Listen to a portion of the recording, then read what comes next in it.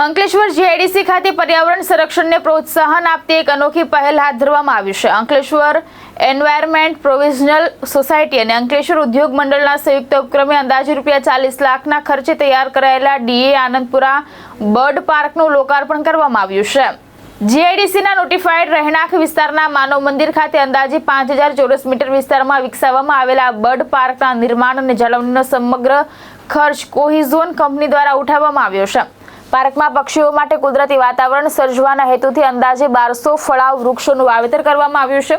ઉપરાંત ચકલીઘર અને પક્ષીઓ માટે પીવાના પાણીની સુવિધા ઉપલબ્ધ રહે તે માટે 3 પાણીના પોન્ડ પણ બનાવવામાં આવ્યા છે। લોકાર્પણ સમારંભમાં અનેક મહાનુભાવો ઉપસ્થિત રહ્યા હતા।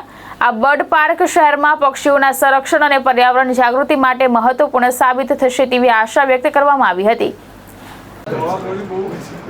આજે 1 ઓગસ્ટ 2026 ના રોજ ડીએ Anandpura bird park Cohizon life સાયન્સના સપોર્ટથી આજે ખુલ્લો મૂકવામાં આવ્યો છે। આ પાર્કની અંદર લગભગ 1000 ફ્રૂટના ઝાડ વાવવાના છે। વિવિધ પ્રકારના 20 પ્રકારના ફ્રૂટના ઝાડ વાવવાના છે। બર્ડ ત્યાં આવે એના માટેની બધી જ વ્યવસ્થા કરી છે। પોન્ડ બનાવ્યા છે, પાણીની વ્યવસ્થા કરેલી છે, નેસ્ટ મૂકવાના છીએ અને એ દૃષ્ટિએ આજે આ અંકલેશ્વર ઇન્ડસ્ટ્રીયલ એસ્ટેટમાં બાયોડાયવર્સિટીનું કામ, બર્ડ બાયોડાયવર્સિટી અને ઇકો પાર્કનું કામ આપણે કરવા જઈ રહ્યા છીએ। આ તકે હું એસોસિએશન અને નોટિફાઈડ અને જીઆઈડીસીનો પણ ખૂબ ખૂબ આભાર માનું છું કે તેઓએ આ જગ્યા આપી અને આપણને આ પાર્ક ડેવલપ કરવાનું અનુકૂળતા કરી આપી। સૌનો આ બધા જ સંસ્થાઓનો ખૂબ ખૂબ આભાર। नमस्कार, मैं Praveen Joshi Cohizon life science से वाइस प्रेसिडेंट।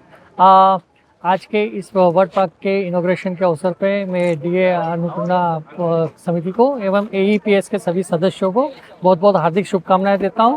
जो इन्होंने ये बहुत एक डिफरेंट कॉन्सेप्ट है, ये केवल इन्वायरमेंट के लिए ही नहीं बल्कि हम सभी के लिए इस इंडस्ट्री जोन के अंदर जो ये हमने बर्ड पार्क की स्थापना की है, इससे हमारे ये जो शहर है अंकलेश्वर, इसमें काफ़ी सुधार आएगा और इन्वायरमेंट के प्रति काफ़ी हम लोग सचेत होंगे। धन्यवाद, थैंक यू। धर्मेश राणा, दृष्टिकोण न्यूज़, अंकलेश्वर।